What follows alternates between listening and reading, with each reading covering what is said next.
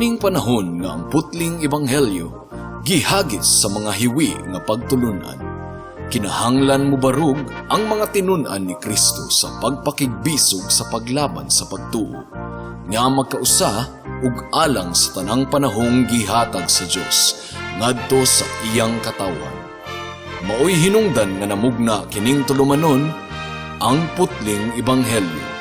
30 minutos nga pagsabwag sa tinuod nga Ebanghelyo. Kauban ni Pastor Jeremias Hangad, ang putling Ebanghelyo. Tulumanon nga gihatod kaninyo sa Herald of Grace Radio Ministries Philippines. Ang putling Ebanghelyo. Ang putling Ebanghelyo. Ang putling Ebanghelyo.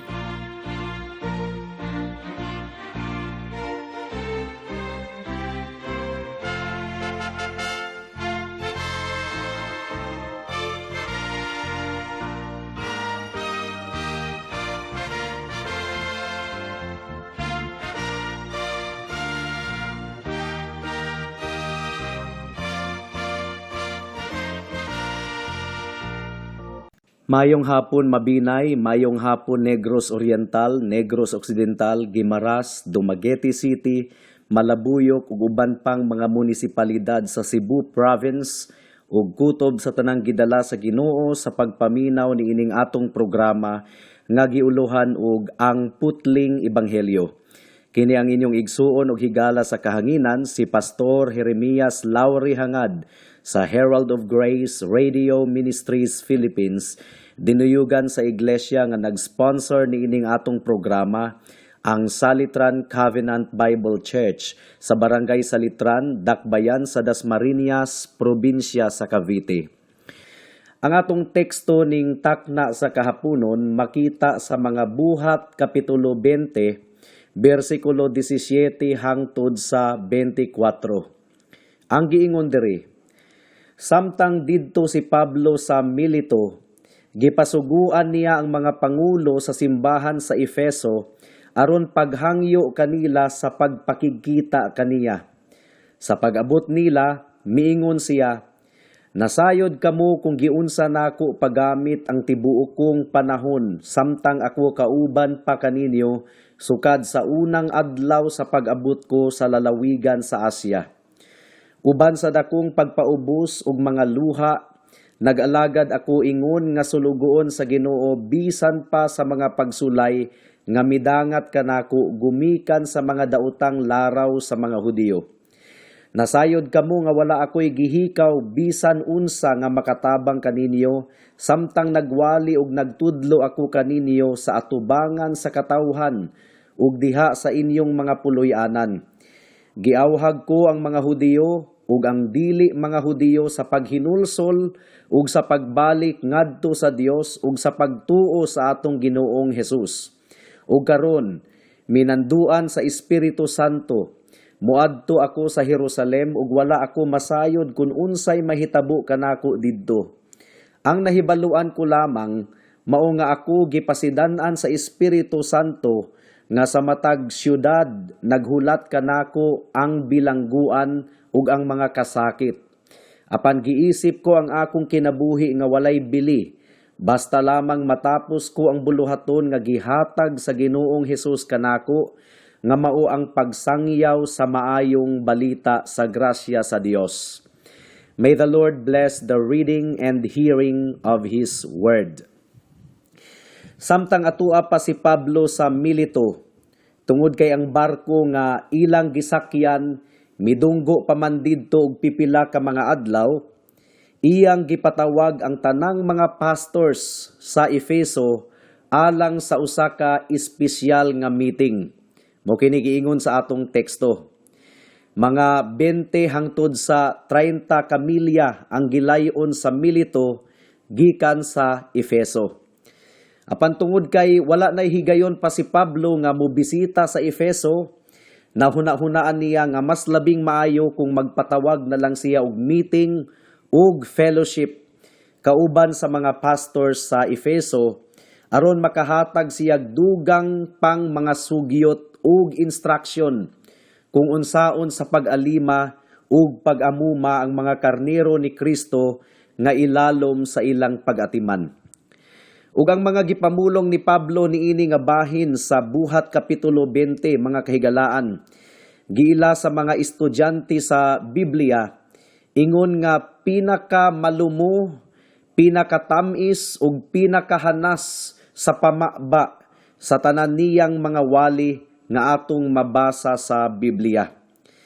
Gidescribe niini nga diskurso ang matang sa pagkinabuhi ni Pablo didto sa Efeso. Gipakita usab niini ang kahangawa ni Pablo alang sa ilang kaayuhan. Gipahimangnuan usab sila ni Pablo o giekspresar usab niya ang bugtong tumong sa iyang kinabuhi nga magkinabuhi alang sa kahimayaan sa Dios ug ang iyang gilauman nga makasinati pagayod siya og mga paglutos. Ug labaw sa tanan, kadto nga diskurso ni Pablo mga kahigalaan, usa ka mainiton kaayo nga panamilit kanila. Walay makabasa niini nga panghitabo nga dili makumbinsi nga kadto nga mga pulong ni Pablo gikan gayod sa iyang kasing-kasing nga puno sa gugma ug kaayo ug nga ang tumong niya sa tanan niyang gipangbuhat mao ang kahimayaan lamang sa Dios, bisan pag mag-atubang siya og mga peligro ug mga kakuyaw ug kamatayon. Adunay tulo ka bahin ang atong pamalandong ning takna sa kahaponon. Una, ang bukas nga kinabuhi sa usa ka magbubuhat sa Dios. Ikaduha, ang dili mabali nga mensahe sa usa ka tinuod nga magbubuhat sa Dios. Ug ikatulo, ang mapainubsanon nga pagsurrender sa usa ka magbubuhat sa Dios.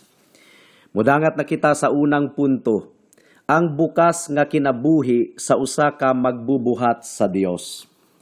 Atong basahon ang bersikulo 18 ug 19. Ang giingon diri, sa pag-abot nila miingon siya, nasayod kamo kung giunsa nako paggamit ang tibuok kong panahon, samtang ako uban pa kaninyo sukad sa unang adlaw sa pag-abot ko sa lalawigan sa Asya. Uban sa dakong pagpaubos ug mga luha, nag-alagad ako ingon nga sulugoon sa Ginoo, bisan pa sa mga pagsulay nga midangat kanako gumikan sa mga daotang laraw sa mga Hudiyo.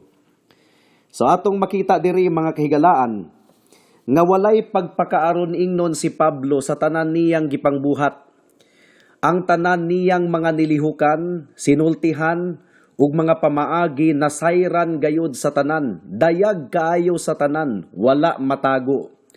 Ug walay mabutang-butang ang bisan kinsa mahitungod kaniya. Tungod kay consistent kaayo si Pablo sa iyang kinabuhi. Sukad pa niadtong una pa siyang mitunob sa iyang mga tiil didto sa Asya. Kauban niya ang mga leaders ug mga kaigsuunan didto kanunay nga nangalagad sa Ginoo sa dakong pagpaubos, dili susama sa uban nga nangalagad kunuhay sa Ginoo, apan ang kasing-kasing gidominahan og kasina o garbuso nga motibo, sumala sa iyang gipasabot sa Filipos kapitulo 1 bersikulo 12 hangtod sa 18. Ug matod pa sa atong teksto mga kahigalaan, ang pagpangalagad ni Pablo sa Ginoo giubanan og mga luha ug mga pagsulay pinaagi sa mga pagpanghulga ug daotang laraw sa mga Hudiyo. So kini nga kamatuoran, klaro kaayong nagpalong sa mini nga doktrina nga ang mga sulugoon kuno sa Ginoo gawas nun gikan sa mga kalisod ug makasinati kuno kanunay ug kalipay tungod kay kauban kuno nila ang Dios. Uso kaayo kini karon kining health and wealth gospel. Apan dili ka na tinuod mga kahigalaan kung atong tun-an ang kinabuhi ni Pablo ug ang kinabuhi sa tanang mga sulugoon sa Dios nga nahasulat sa Biblia. Silang tanan nakasinati og nagkalain-laing mga pagsulay ug mga paglutos. Apan ang grasya sa Dios kanunayng igo na gayod alang kanila sa tanang sitwasyon. Tulo ka tuig nga kauban nila si Pablo didto sa Efeso. Ug sila mismo makapamatuod nga matinud-anon kaayo sa Ginoo ang kinabuhi ni Pablo. Ug nga maayo kaayo ang iyang testimonyo sa ilang taliwala. Pagkatahom gayud kaayo mga kahigalaan, kung ang usa ka sulugoon sa Ginoo makasulti sa walay paglipod-lipod, nga siya matinud-anon kaayong nangabudlay alang sa gingharian sa Ginoo. Ug nga ang mga miyembro dili gayud makaalkontra niini. Hinaot nga ang tanang mga magwalali sa pulong sa Ginoo, tanang mga pastors, magmatinud-anon gayud sa ilang tawag, isip, tig-alima, ug tig-amuma sa iglesia sa atong Ginoong Hesukristo. Paminawan ninyo pag-usab ang mga kwalifikasyon sa pagkapastor. Sumala sa unang Timoteo Kapitulo 3, versikulo 1 hangtod sa 7. Ug kung ang usa ka tawo bagsak niini nga mga kwalifikasyon mga kahigalaan, wala siya'y katungod nga manguna sa buluhaton sa Ginoo. Unang Timoteo Kapitulo 3, versikulo 1 hangtod sa 7, ang giingon dire, matinud-anon ang pulong, kung ang bisan kinsa naninguha nga mahimong pangulo sa iglesia, nangandoy siya og maayong buluhaton. Kinahanglan nga ang pangulo sa iglesia walay ikasaway kaniya. Bana sa usa lamang ka asawa, mapinugnanon sa kaugalingon, ligdong og panghunahuna, katahuran sa katilingban, maabi-abihon og mga bisita, dili palaaway, ug dili mahigugmaon sa kwarta. Kinahanglang maantigo siyang nagadumala sa iyang kaugalingong panimalay, ug nagadisiplina sa iyang mga anak, ug nga sila nagasunod kaniya nga adunay hingpit nga pagtamod. Tungod kay kung ang usa ka tawo dili maantigong mudumala sa iyang kaugalingong panimalay, unsaon man niya sa pagdumala ang iglesia sa Dios? Dili usab siya bag-ong nakabig, kay basin og magpasigarbo siya ug mahulog sa paghukom sa yawa. Gawas pa niini, kinahanglan nga aduna siya'y maayong testimonyo sa mga tagagawas, kay basin og mahulog siya sa kaulawon ug litag sa yawa. Ug daghan kaayong mga pastor kunuhay nga bagsak gayod niini nga kwalifikasyon mga kahigalaan. Ang mga anak badlungon, dili siya kabadlong sa iyang mga anak, dili siya kabadlong sa iyang asawa. Ug gubot kaayo ang iyang panimalay. Bagsak sa kwalifikasyon sa pagkapastor ug palaaway pod, mahilig makiglalis sa mga tawo. Hinaot nga ang tanang mga nanguna sa buluhaton sa Ginoo magmatngon gayod sa matang sa ilang kinabuhi aron dili sila mabagsak sa kwalifikasyon sa usa ka pastor. Atong iampo mga kaigsuunan, ang atong mga pastor nga sila kanunay magkinabuhi sumala sa kwalifikasyon nga gilarawan sa balaang kasulatan. Ug magampo kita kanunay nga magtuboy pa ang Dios og dugang pang mga pastor nga muatiman sa iyang mga panon. Ug dili lang ang mga pastor, kundili magampo usab kita nga ang matag usa kanato kanunay magsalikway sa mga sala nga dali rang makalitag kanato. Ug mudagan kita sa lumba sa Kristohanong kinabuhi nga adunay pagka mainantuson sa mga hagit ug kabug-aton nga giandam sa Dios aron atong masinatian. Mudangat na kita sa ikaduhang punto. Ang dili mabali nga mensahe sa usa ka tinuod nga magbubuhat sa Dios. Atong basahon ang bersikulo 20. Ang giingon dire, nasayod kamo nga wala ako'y gihikaw bisan unsa nga makatabang kaninyo, samtang nagwali ug nagtudlo ako kaninyo sa atubangan sa katawhan ug diha sa inyong mga puloy-anan. So atong makita diri mga kahigalaan nga bisan pa sa daotang mga laraw sa mga Hudiyo, wala gayud moatras si Apostol Pablo sa pagmantala sa bisan unsa nga makatabang sa mga kaigsuunan didto sa Efeso. Bisan pag nakapasuko pa sa mga Hudiyo ang mensahe ni Pablo nga nakasentro kang Hesukristo. Nagtudlo gihapon siya sa mga magtutuo didto sa Efeso sa publikong mga dapit ug nagwali usab siya sa matag balay. Hinaot nga hatagan usab sa Dios ang iyang iglesia ug susama nga kadasig sa atong kapanahunan karon. Kinahanglang ang mga pastor, mga kaigsuunan, maantigong muhukom kung unsa ang makatabang sa mga katawhan nga nahiilalom sa iyang pag-atiman. Kinahanglang ang tumong mao ang pagtudlo kung unsa gayud ang makatabang ug makalig-on kanila. Adunay mga pastor nga naara og pamulitika ug pahimuot sa mga miyembro, mao nga mahadlok nga makasamad sa ilang mga pagbati sa iyang mga wali. Apan ang giingon sa ikaduhang Timoteo kapitulo 3 bersikulo 16 hangtod sa 17, mao nga ang tanang kasulatan nasulat uban sa gahom sa Dios ug galamiton kaayo alang sa pagtudlo, pagbadlong, pagtulid ug pagbansay alang sa pagkamatarong sa tanang mga miyembro sa iglesia. Mao nga bisan og adunay bahin sa kasulatan nga sakit pagadawaton sa mga miyembro, kinahanglan gihapon kining iwali sa pastor aron sila matulid ug mahimong liwat sa atong Ginoong Hesukristo.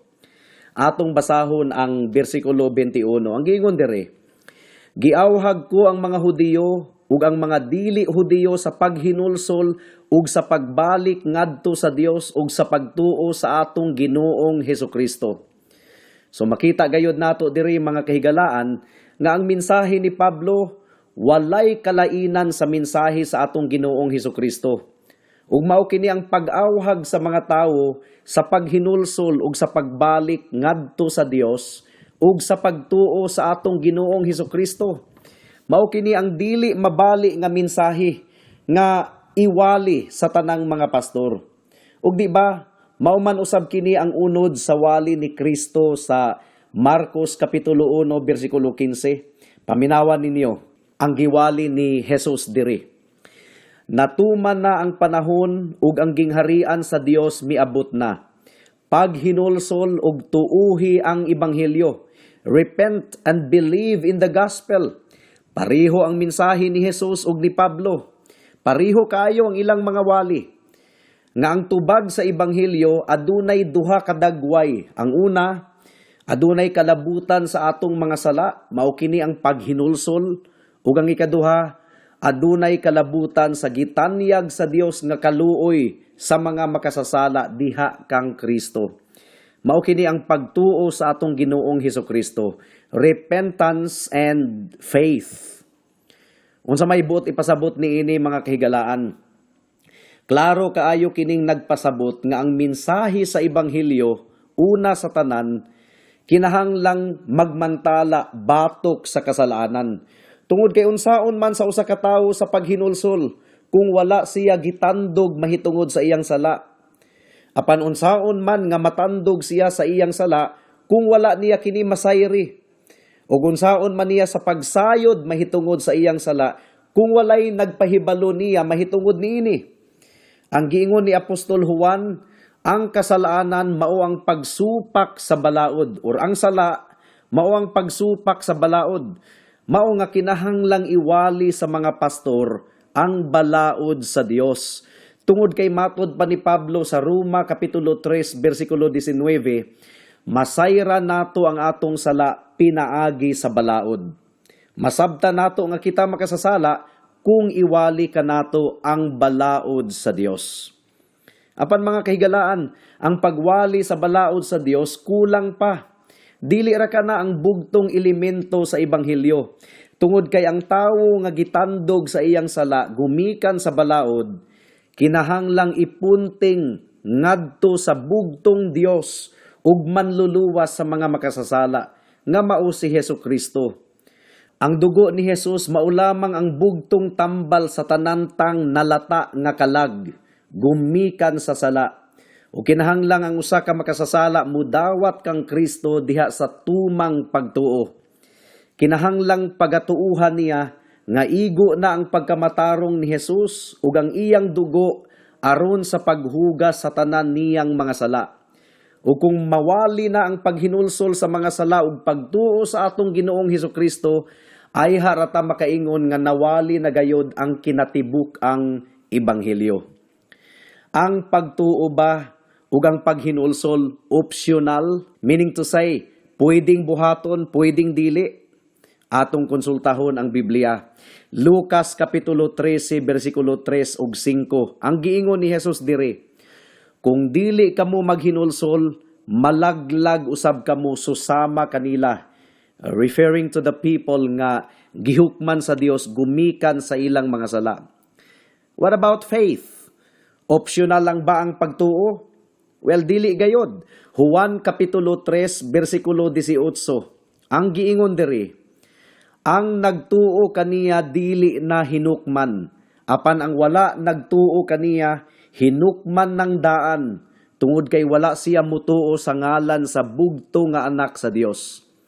So hinaot nga pamalandungan ninyo kini, mga kahigalaan. Mudangat na kita sa ikatulong punto. Ang mapainubsanon nga pag-surrender sa usa ka magbubuhat sa Dios.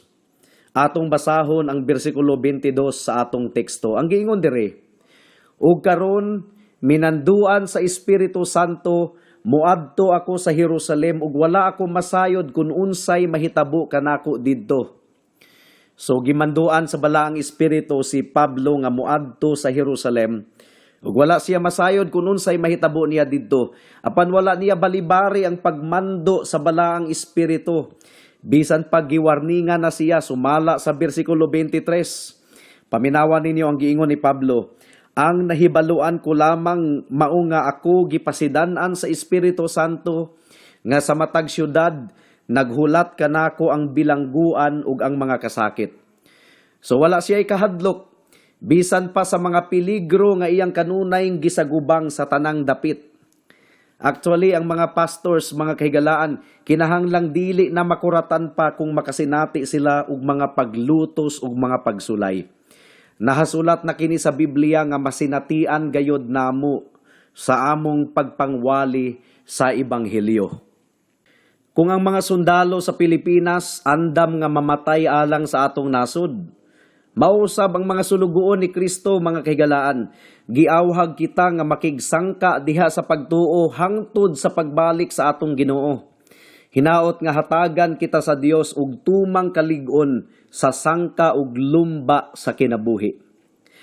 Mudangat na kita sa mga aplikasyon alang sa mga magtutuo. Let us fight the good fight of faith. Let us fix our eyes on Jesus Christ, the author and finisher of our faith. Bisag unsay pagsulay ug mga paghagit nga atong masinatian, hinaot nga mututok lamang gayud kita sa dag-anan, nga mao ang bag-ong langit ug bag-ong yuta, kauban sa atong Dios ug manluluwas hangtod sa kahangturan. Alang sa mga wala pa kang Kristo, paminawan ninyo ang giingon sa Matthew chapter 16 verse 26. Ang giingon diri, unsa may kapuslanan kung maangkon sa usa ka tawo ang tibuok kalibutan, apan malaglag ang iyang kalag. Unsa may ihatag sa tawo isip kapuli sa iyang kinabuhi. Well, pamalandungi kini higala. Mas gipalabi mo ba ang kabtangan, kahilayan, ug uban pang mga butang sa kinabuhi kaysa atong Ginoo? Moabot ang panahon nga ikaw moatubang sa Dios sa paghukom. Basig unyang gabi, basig ugma, basig sa sunod simana, ug unsa may mahimo sa mga butang nga imong gipalabi sa paglaban kanimo atubangan sa Dios. Ang dugo lamang ni Hesukristo nga giula didto sa krus sa Kalbaryo ang makatabon sa tanan nimong mga sala. Aron dili ikaw pagahukman sa walay katapusang silot sa kamatayon didto sa impyerno. Paghinulsol sa imong mga sala, ug salig kang Hesus lamang, ingon nga imong bugtong Dios ug manluluwas. Amen. Hangto din hilang kita taman sa atong pagtuon karong takna, tungod kay wala na kitay oras pa. Ako kamong padayon nga giimbitar sa pagpaminaw niining atong programa sa matag Miyerkules alas 6 hangtod sa alas 6:30 sa hapon dinhi sa Power 102.1 RFM. Daghang salamat.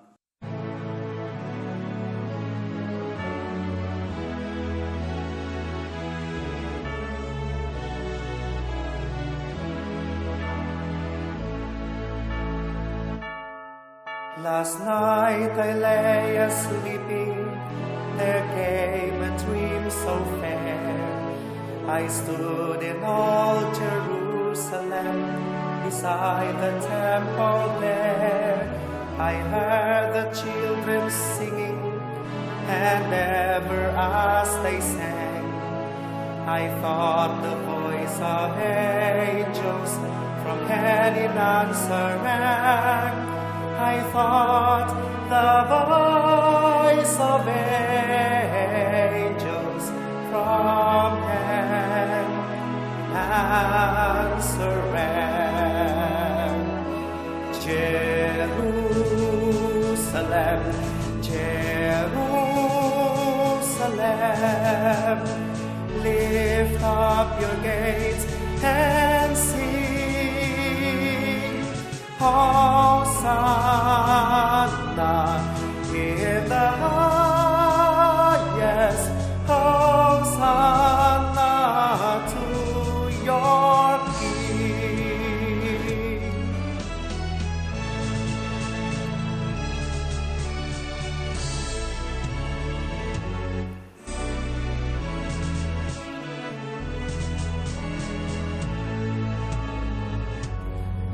And then I thought my dream was changed. The streets no longer rang. Hushed were the glad hosannas, the little children sang. The sun grew dark with mystery, the morn was cold and chill, as the shadow of the cross arose upon a lonely hill. As the shadow of the cross arose upon a lonely hill. Jerusalem, Jerusalem, hark how the angels sing, Hosanna in the highest, Hosanna to your King.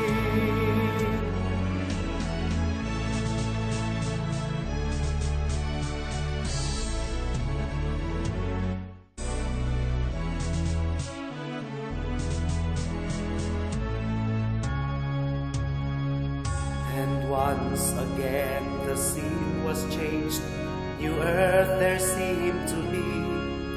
I saw the holy city beside the tideless sea. The light of God was on its streets, the gates are open wide, and all who would might enter, and no one was denied. No need of moon or stars by night, or sun to shine by day. It was the new Jerusalem that would not pass away. It was the new Jerusalem that would not pass away. Jerusalem, Jerusalem, sing for the night is o'er. Hosanna in the highest, Hosanna evermore. Hosanna in the highest, Hosanna evermore.